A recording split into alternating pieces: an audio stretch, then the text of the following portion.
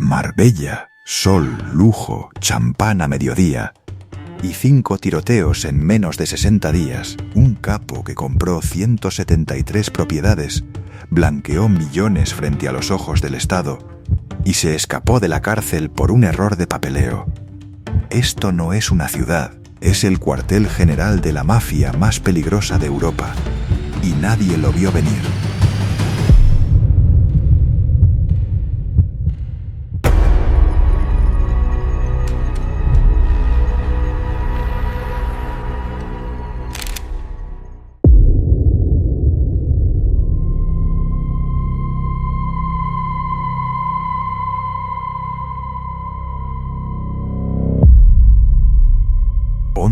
De marzo de 2024, mediodía, Puerto Banús. Cientos de turistas en la calle, niños, familias, camareros sirviendo café y de repente 15 disparos contra la fachada de un restaurante. Te vamos a contar cómo una ciudad de lujo se convirtió en zona de guerra y por qué el Estado lo permitió. Puerto Banús, 11 de la mañana con 30 minutos de un martes de marzo. La calle Juan Belmonte está llena, las boutiques abiertas, los veleros amarrados, el sol andaluz haciendo su trabajo de siempre. Convencer al mundo de que aquí no pasa nada malo. Entonces un scooter Honda dobla la esquina a velocidad moderada. Nada que llame la atención. El copiloto baja, saca un arma semiautomática y vacía el cargador contra la cristalera de un restaurante de alta gama. 15 disparos. La gente corre. Las sillas vuelan. Los gritos en 4 idiomas se funden con el eco de la pólvora. Nadie muere. Pero ese no era el objetivo. El objetivo era otro. El objetivo era el mensaje. Este no fue un crimen de pasión ni un ajuste de cuentas improvisado. Fue una demostración corporativa. Una factura enviada en plomo a plena luz del día, en el corazón del municipio más fotografiado de la Costa del Sol. Una advertencia tan calculada que los investigadores tardaron semanas en descifrar a quién iba dirigida exactamente. Porque en Marbella, en el año 2024, los mensajes ya no se envían en sobres, se envían en casquillos de 9 milímetros sobre el pavimento de adoquines. Para entender qué está pasando en esta ciudad, hay que entender primero qué es la mocromafia. No es un clan, no es una banda. Es una corporación criminal transnacional que factura miles de millones al año, que tiene tentáculos en 4 continentes, que amenazó a una princesa heredera y que obligó al primer ministro de los Países Bajos a vivir escoltado las 24 horas. Y su sede operativa en Europa del Sur es Marbella. Esta es la historia de cómo ocurrió. Es la historia de una ciudad que fue elegida, infiltrada y colonizada por la organización criminal más sofisticada del siglo XXI.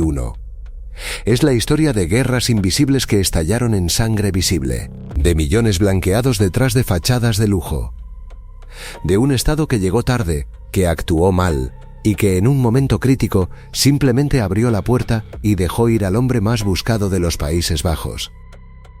Lo que estás a punto de escuchar no es la versión que sale en los telediarios. Es la arquitectura completa del crimen. Y cuando termines de verlo, vas a mirar las fotos de Marbella de otra manera.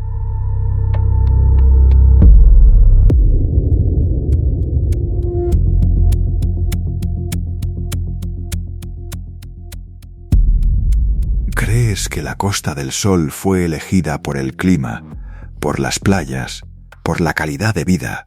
¡Qué ingenuo! Te vamos a mostrar por qué Marbella era el lugar perfecto desde el principio y por qué ninguna agencia de inteligencia lo vio venir a tiempo. Para comprender el presente, hay que volver a los años 80. Marbella era ya entonces un paraíso para el dinero sucio.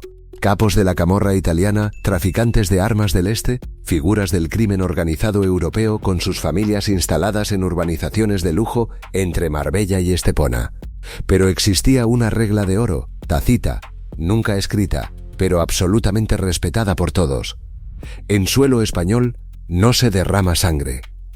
Marbella era el santuario, el lugar donde los monstruos se quitaban las máscaras y vivían como jubilados adinerados. Nadie perturbaba esa paz. Era demasiado rentable para todos. Esa arquitectura de complicidad silenciosa comenzó a resquebrajarse en diciembre de 2004. Las Navidades. El Hotel Andalucía Plaza, uno de los más lujosos del municipio. Familias de vacaciones, árbol de Navidad en el lobby, música de temporada. Un niño de vacaciones y un peluquero italiano que trabajaba en el hotel. Ambos muertos. Los sicarios buscaban a alguien conocido en el submundo como el Chacal. Fallaron el tiro. Pero lo que importa no es que fallaran. Lo que importa es que lo intentaron, con fusiles de asalto militares, en un hotel de lujo, en Navidad. Alguien acababa de anunciar que las reglas habían cambiado. Mientras esto ocurría en España, a 2000 kilómetros al norte, en los barrios periféricos de Ámsterdam y Rotterdam, algo estaban haciendo. Jóvenes de origen marroquí, hijos de inmigrantes que llegaron a los Países Bajos en los años 70, creciendo en los márgenes de dos culturas sin pertenecer del todo a ninguna. El sistema educativo los expulsó, el mercado laboral los ignoró y el tráfico de drogas los recibió con los brazos abiertos. Empezaron con hachís. La mercancía de sus países de origen llegaba en barcas desde el norte de Marruecos, cruzaba el estrecho de Gibraltar y se distribuía por toda Europa. Era un negocio conocido, manejable, con sus propias reglas. Pero entonces llegó la cocaína. A finales de los 90 y principios de los 2000, el mercado europeo de cocaína explotó. Los cárteles colombianos y peruanos buscaban distribuidores nuevos, rutas nuevas, intermediarios que conocieran los puertos del norte de Europa. Y encontraron exactamente lo que buscaban en estos jóvenes empresarios del crimen de segunda generación. Tenían conexiones en Marruecos para mover la mercancía. Tenían contactos en los puertos de Amberes y Rotterdam. Hablaban árabe, holandés, francés y español. Y no tenían absolutamente ningún escrúpulo sobre cómo hacer crecer el negocio. La prensa holandesa les puso nombre: Mokro Mafia, la mafia mora. Ellos nunca usaron ese nombre entre sí, eran simplemente socios. La lógica de su expansión hacia España era perfecta desde un punto de vista logístico. El puerto de Algeciras, uno de los más transitados del mundo, con decenas de miles de contenedores entrando cada semana desde Latinoamérica. La frontera con Marruecos a 40 minutos en barco desde Tarifa. Y Marbella a solo 40 kilómetros, ofreciendo exactamente lo que necesitaban.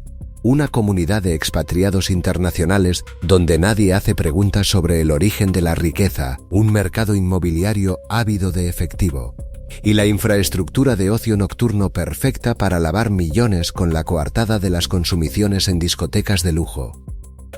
Empezaron enviando exploradores, hombres de confianza que compraban apartamentos, abrían negocios de hostelería, establecían relaciones con abogados locales y asesores fiscales.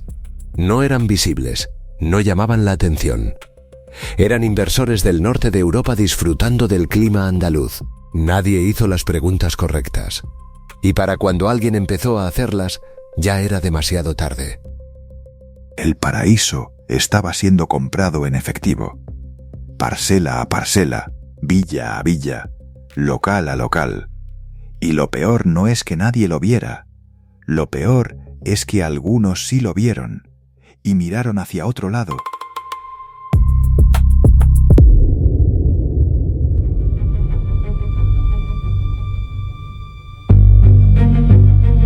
Imagínate un cartel que controla 1/3 de toda la cocaína que entra a Europa, que celebra sus reuniones de negocios en el Burj Al Arab de Dubái, que tiene en nómina a abogados de élite en 4 países.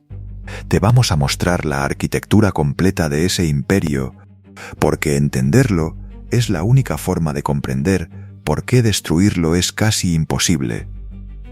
El supercártel, así lo llamaron los analistas de la DEA y Europol cuando finalmente lograron trazar sus contornos completos. No era una organización, era una alianza de organizaciones, cada una aportando una pieza del rompecabezas que las demás no podían proveer por sí solas. Un consorcio criminal de proporciones multinacionales, gestionado con la frialdad operativa de un fondo de inversión y la brutalidad selectiva de un ejército privado.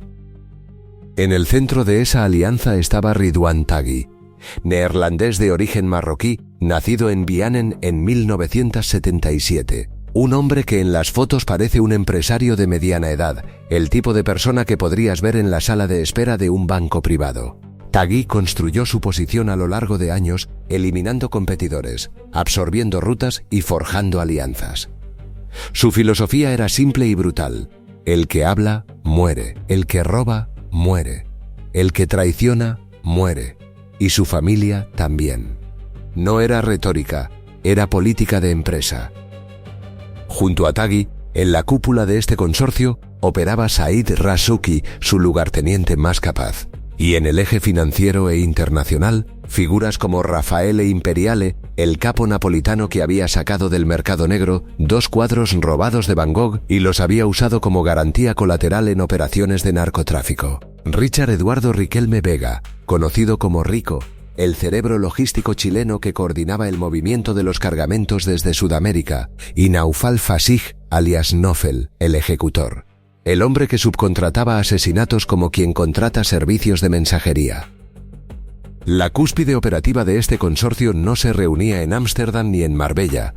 Se reunía en Dubái. El emirato ofrecía lo que ninguna capital europea podía ofrecer: opacidad financiera sistémica, ausencia de acuerdos de extradición funcionales con los Países Bajos y una industria de empresas pantalla tan desarrollada que sepultar el origen del dinero era un trámite administrativo. Las cumbres se celebraban disfrazadas de eventos sociales de lujo. La boda de Raffaele Imperiale en el Burj Al Arab fue, en términos criminales, lo más cercano a una junta directiva anual. Se formalizaron porcentajes, se establecieron rutas, se acordaron protocolos de eliminación de competidores. Todo con champán francés y trajes a medida.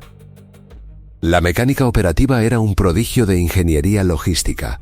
Los cargamentos de cocaína peruana y colombiana salían de puertos atlánticos en contenedores que declaraban madera tropical, frutas exóticas o maquinaria industrial. Llegaban al puerto de Algeciras, el más transitado del Mediterráneo occidental.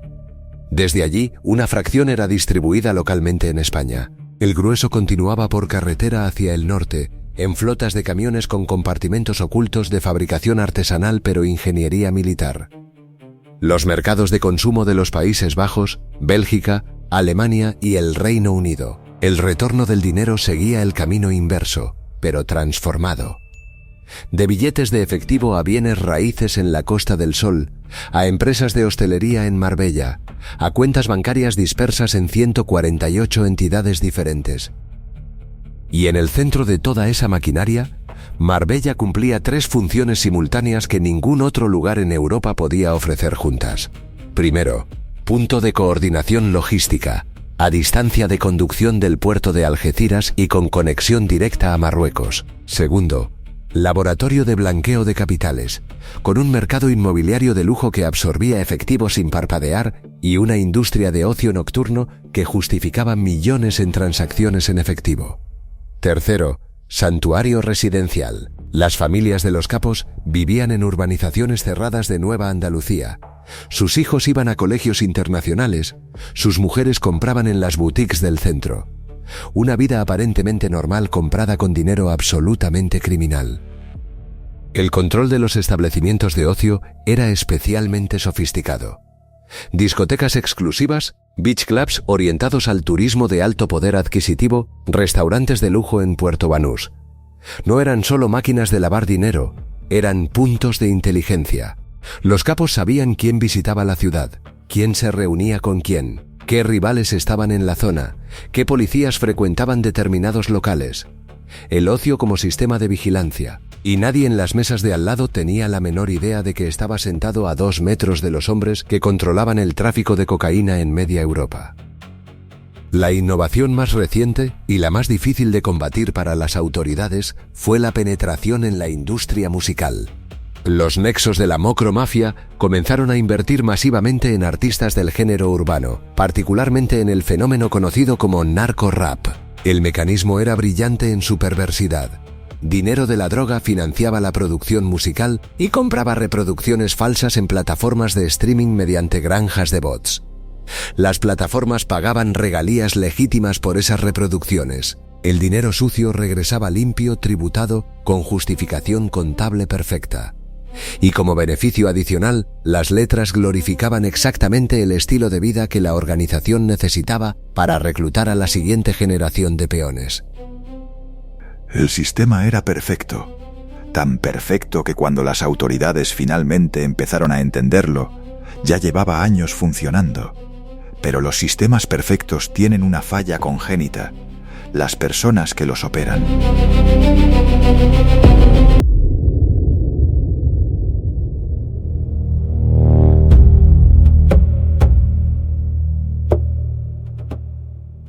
En agosto de 2014, alguien murió en la terraza de un restaurante en Benavís. Con ese disparo, Marbella dejó de ser un santuario para convertirse en un campo de batalla. Te vamos a contar por qué ese asesinato fue el punto de no retorno y por qué lo que vino después fue infinitamente peor. Samir Bouyakrichan, alias Scarface, 34 años, origen marroquí, criado en los Países Bajos. Uno de los varones más poderosos de la primera generación transnacional de la Mocromafia.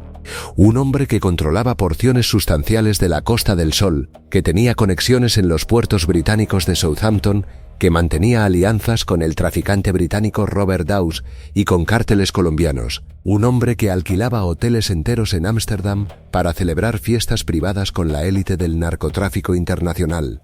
Un hombre al que todos en el negocio conocían, respetaban y temían. Bouyakrichan era también un hombre que había cruzado demasiadas líneas. Su organización había sido señalada como responsable intelectual del asesinato de Gwenet Marta, uno de sus principales rivales, ejecutado en las calles de Amstelveen el 22 de mayo de 2014, un movimiento audaz que consolidaba su posición, pero que simultáneamente desencadenaba algo que no podía controlar. La respuesta de la coalición rival era solo cuestión de tiempo. El 29 de agosto de 2014, Samir Bouyakrichan estaba sentado en la terraza de un establecimiento en Benavís, un municipio que linda directamente con Marbella, rodeado de urbanizaciones de lujo, apartado del ruido de la ciudad, el lugar donde uno se sienta cuando cree que está seguro. Dos sicarios profesionales se aproximaron.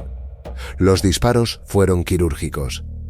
Bouyakrichan murió en el acto. Las investigaciones posteriores, basadas en comunicaciones encriptadas descifradas, determinaron que la operación había sido orquestada por Taghi, Riquelme Vega, Imperiale y Fassi. Un asesinato planificado en Dubái, ejecutado en Andalucía. Las consecuencias de ese disparo fueron tectónicas. El hermano de Samir, Karim Bouyakrichan, conocido como Taxi, heredó el imperio. Heredó también la guerra. Y el conflicto que hasta entonces se había mantenido principalmente en los Países Bajos comenzó a migrar hacia el sur, hacia el cuartel general logístico, hacia Marbella. Al mismo tiempo, la muerte de Bouyakrichan evidenció algo que cambiaría el panorama de la violencia criminal en Europa. La Costa del Sol ya no era un santuario, era territorio en disputa. La escalada de violencia que siguió al asesinato de Scarface no respetó límites que previamente se consideraban sagrados. Figuras del AMPA que fueron sospechosas de traición desaparecieron. La esposa de uno de los combatientes rivales fue asesinada a plena luz del día en Amstelveen, delante de sus propios hijos. El mensaje era inequívoco. Nadie que esté conectado a un enemigo de la organización está a salvo. Ni esposas, ni hermanos, ni abogados, ni periodistas. Marco Yakut. Así se hacía llamar públicamente Abdelhadi Yakut, un empresario del ocio nocturno hispano-marroquí que operaba como bisagra entre el mundo de las celebridades europeas que frecuentaban la Costa del Sol y la cúpula del crimen organizado internacional. Era primo carnal de Naufal Fasig, era amigo personal de Ridwan Taghi y estaba conectado a las operaciones de blanqueo del cártel Kinahan irlandés en España y Dubái. Era, en términos corporativos criminales, un activo demasiado valioso para tocarlo, y al mismo tiempo, una figura demasiado expuesta para sobrevivir indefinidamente en un panorama de guerra total. La madrugada del 21 de enero de 2019, Yakut estacionó su vehículo frente a su villa en Marbella. Un comando de sicarios lo esperaba. Los disparos fueron múltiples y precisos. No hubo testigos útiles, no hubo supervivientes del objetivo. Y años más tarde, en uno de los giros judiciales más frustrantes de la historia criminal española, los presuntos sicarios fueron absueltos por los tribunales. El veredicto habló de falta de pruebas concluyentes. Lo que no dijo, porque los veredictos no lo dicen, es que los testigos habían sido intimidados, que la cadena de custodia de la evidencia presentaba fisuras y que la defensa disponía de recursos económicos prácticamente ilimitados para explotar cada milímetro de duda razonable. Mientras tanto, la maquinaria judicial comenzaba a cerrarse, lentamente, sobre Tagui. El testigo protegido Nabil Bakalí, un miembro de la organización que decidió hablar con las autoridades holandesas, se convirtió en el eje del macrojuicio conocido como Marengo. La respuesta de Tagui fue inmediata y sin precedentes en Europa occidental. En septiembre de 2019, el abogado de Bakalí, Dirk Biersum, fue asesinado en las calles de Ámsterdam. Un oficial de la corte, asesinado en plena capital de los Países Bajos. El Estado de Derecho había recibido una bala directa en el corazón. El asesinato del abogado no era el final, era una advertencia. 2 años después, en agosto de 2021, el periodista de investigación Peter R. de Vries, el hombre que durante décadas había documentado el auge de la criminalidad organizada holandesa y que recientemente había asumido un papel de asesor del testigo Bakalí, fue emboscado a la salida de un estudio de televisión en Ámsterdam. Recibió múltiples disparos en la cabeza. Murió 9 días después. Los Países Bajos lloraron, los políticos se indignaron y la organización siguió operando. La inteligencia del Estado holandés, desbordada y alarmada, descubrió algo que resultó imposible de comunicar sin generar pánico institucional. Existían planes concretos, documentados en comunicaciones interceptadas, para atentar contra la princesa heredera Amalia de los Países Bajos. La joven fue confinada por seguridad. El primer ministro recibió protección reforzada. Una organización criminal había llegado al punto en que amenazaba físicamente a la familia real de un Estado soberano europeo. Tagui fue arrestado en Dubái el 16 de diciembre de 2019. El mundo criminal respiró. Las autoridades celebraron. Los medios escribieron sus titulares de victoria. Nadie entendió todavía que arrestar a la cabeza de una hidra no mata a la hidra.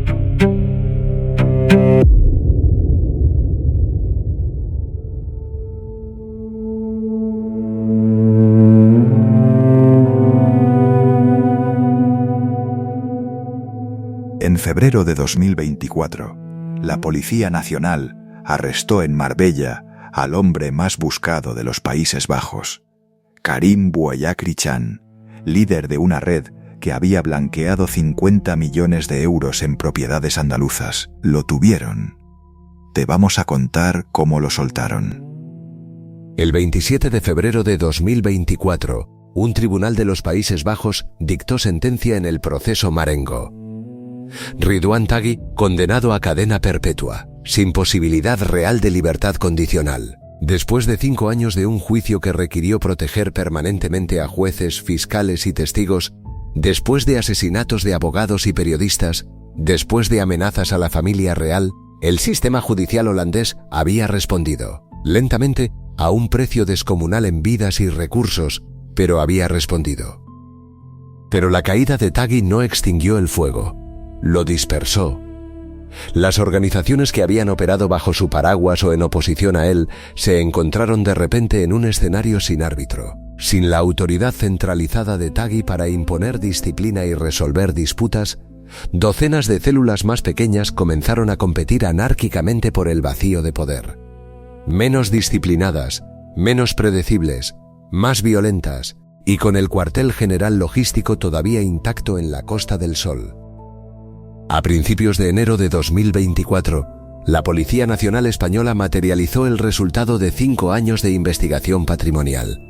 Karim Bouayakri-Chan, alias Taxi, hermano del asesinado Samir, heredero del imperio familiar, fue detenido en Marbella. Las cifras de lo que la investigación había documentado eran descomunales.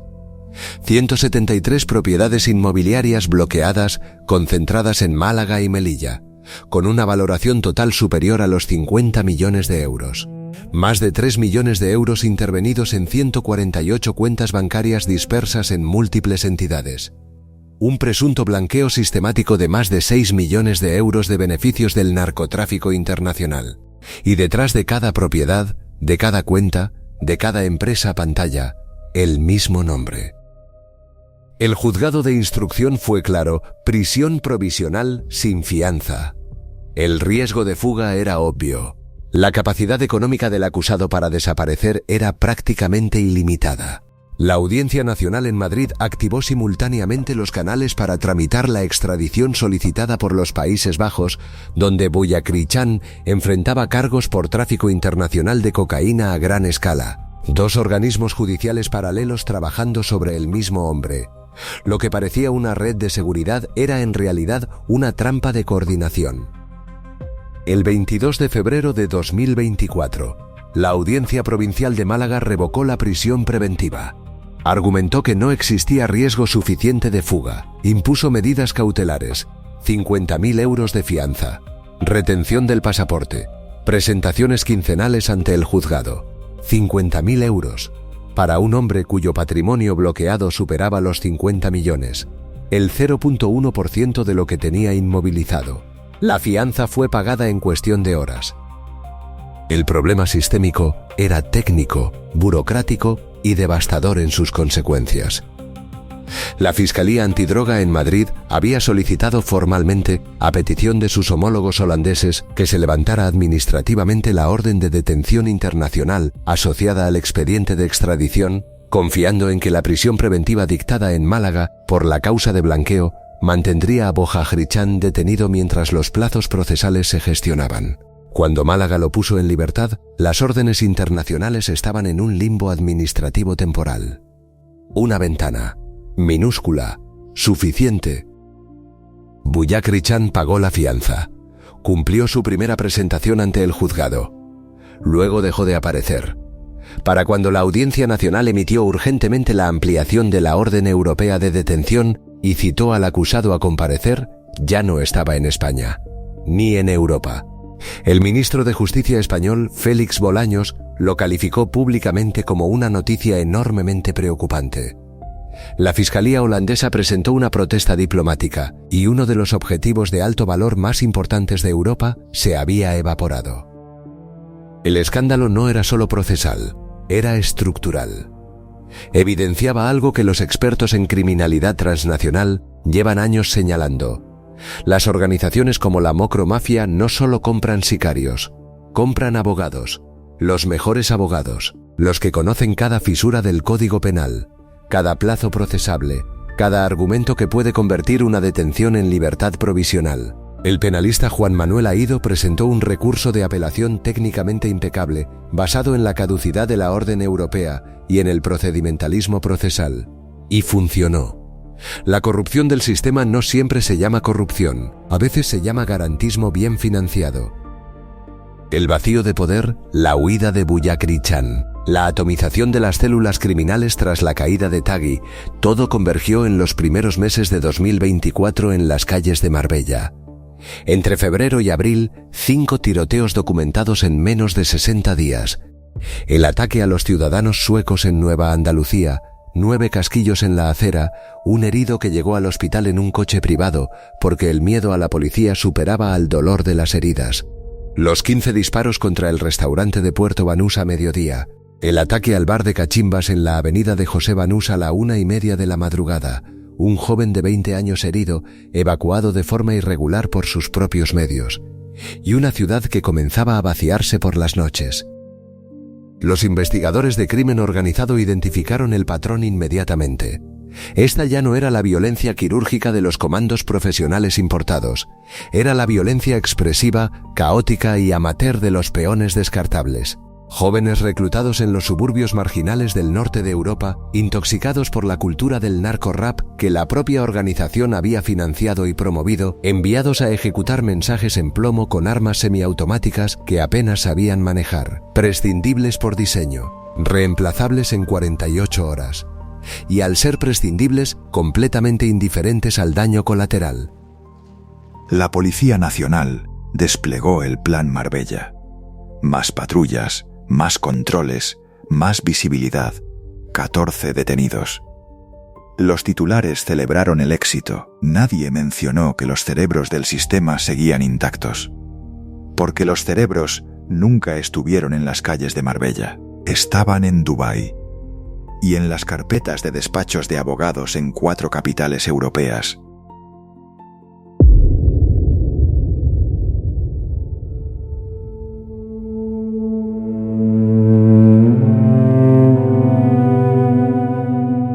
¿Piensas que esto es una historia sobre criminales?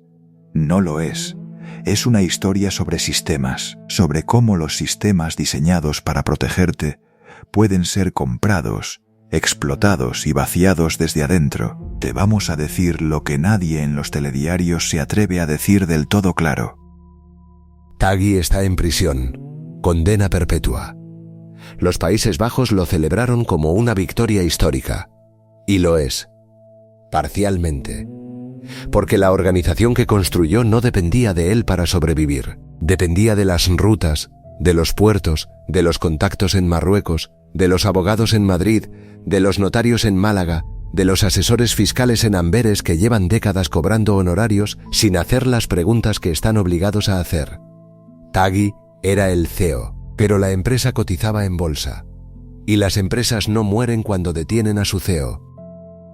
Karim Bouyakri-Chan está en algún lugar del mundo, con su red de contactos, con su conocimiento de las rutas, con el dinero que no alcanzaron a bloquear. La orden de búsqueda y captura existe, las agencias de inteligencia lo rastrean.